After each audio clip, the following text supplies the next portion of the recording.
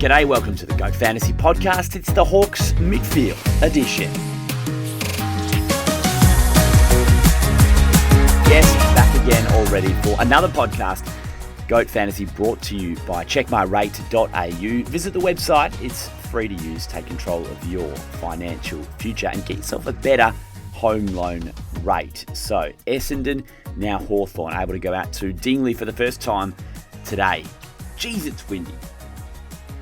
And was not totally prepared for the elements out there at Hawthorn's new training facility. But I felt like it was just amazing timing to be going out to visit the Hawks because, not amazing for a good reason, of course, Will Day. Dislocated shoulder surgery out till the middle of the season. Massive blow for the Hawks and really just couldn't have come at a worse time because James Worpel left the club and Zach Merritt didn't come across as part of the trade period. So this midfield mix has got us really interested. And traditionally, in recent years, Hawthorn midfielders just haven't scored that well. John Newcombe has better player in real life than he is in fantasy, sort of expecting that 90 to 95 average. And then Connor Nash, amazing player, I'm sure, to coach, but not a fantasy guy, so responsible defensively, a solid citizen in their midfield. And then Will Day, sort of, the classy operator, their best player when he's up and running, but not in the team. And James Worpel, a great foot soldier, are now off to Geelong. So I reckon if you sat down after the Day injury and you thought, what's the starting four going to be in the Hawks midfield? You would say Lloyd Milk, Connor Nash, Jai Newcombe, and then Josh Ward, who had a really good end to last season. He sort of feels like the next one in, and then you've got sort of that mix where can Cam Mackenzie take this next step out of the team at times last season, but a lot of high hopes for him as a first round draft pick, and then you're starting to reach a little bit for who's the next guy in, and understandably there's been some buzz about Connor McDonald, who was a great young midfielder in underage footy, but has played mostly as sort of a forward, pinch hitting further up the ground for the Hawks and done it really well. Classy player, and just feels like he's got a little bit more to give, and his potential to be a really influential player in the AFL is there. So, training session today ended with a bit of match simulation, which was a great result, and so we got a look at a bit of 18 on 18. So, first bounce in the match sim today. Team 1 is Meek, Ward, Mackenzie, and Ollie Greaves, number 35. Probably don't know a whole lot about him. So he was a rookie draft selection, but was tipped to go in the top, 20 to 30 picks in the national draft, but just slid. It was a major shock for everyone because he was the Vic Metro MVP. He was runner-up in the Lark medal in the Under-18s Championship. The knock on Ollie Greaves is that he doesn't have a great tank, and as a midfielder, that's obviously not ideal.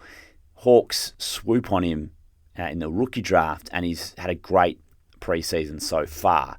So when we talk about Ollie Greaves, let's go into a slight bit more detail just now while we're on him.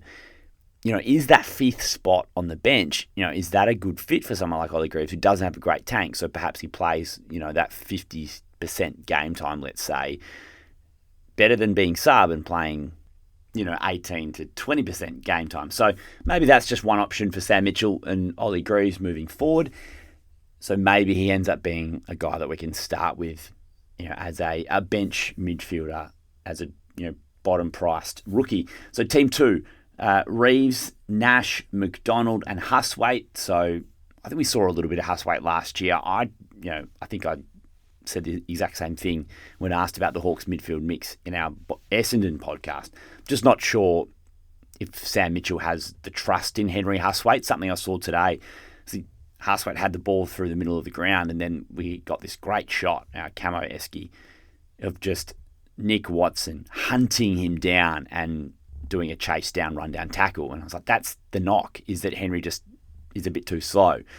And maybe it doesn't have that top tier intensity to make it as an AFL inside midfielder. So Huswaite understandably getting minutes today in that midfield mix with Newcombe not training. So tight groin, just running laps. He's now been elevated to co-captain Newcombe, which is great news, and I believe in the captaincy bump. But I feel like we're seeing Newcombe operating at sort of his optimal level. His last part of the season last year was fantastic. He was pretty reasonable in the finals as well. So beast mode Newcombe, we've seen it. And if you're backing him to do it for the whole year, then you might get a little bump, but I feel like he's probably a draft guy as opposed to a salary cap format player for us. So the other players to roll through the Hawthorn midfield, Josh Weddle, Nick Watson we saw a bit of, Jack Ginnivan. Finn McGuinness did some run with and some tagging stuff, so we know that he's going to be that spirit breaker still for the Hawks. And then a little bit of Sammy Butler, but probably not as much as I would have expected. I think sort of more an outside midfielder for Mitchell in that mix.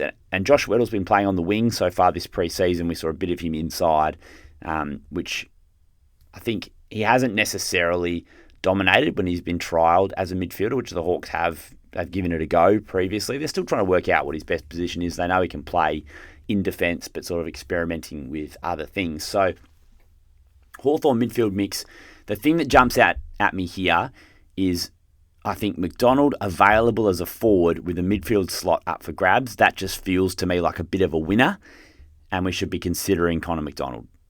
And let's see how he goes during that pre-season, when we get to see it for a full game and, against an opposition. And then, if it's ever going to happen for Cam Mackenzie, if he's going to make the leap, then this year feels like the time for him to do it. He's going to get every opportunity to do so.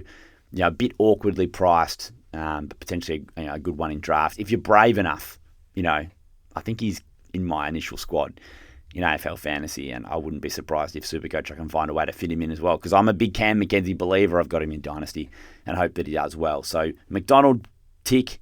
Mackenzie and Ward, I think, are both going to score better than they're priced at because of the extra opportunity and market share that they'll have available to them. So just quickly, the other stuff we liked today at Hawthorn, Aiden Schubert. I think he was their second pick in the draft. He was clunking marks, kicking goals, looks like a likely type, was getting his hands on the ball. Really liked what I saw from Schubert. Probably not telling you anything you don't already know about Dylan Moore, but just watch him up close.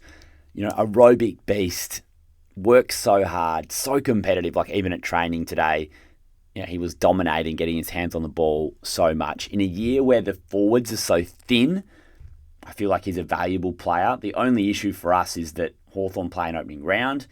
The buy for him is round 3. So you can't start with Dylan Moore, most likely, unless he absolutely plays his way into our team against GWS in opening round. So draft is going to be a guy who's going to be so valuable throughout the year because he's knocking out consistent scores in a forward line where there's no one, aside from a couple who are really jumping off the page. So, but yeah, new number, gun player. We love Dylan Moore.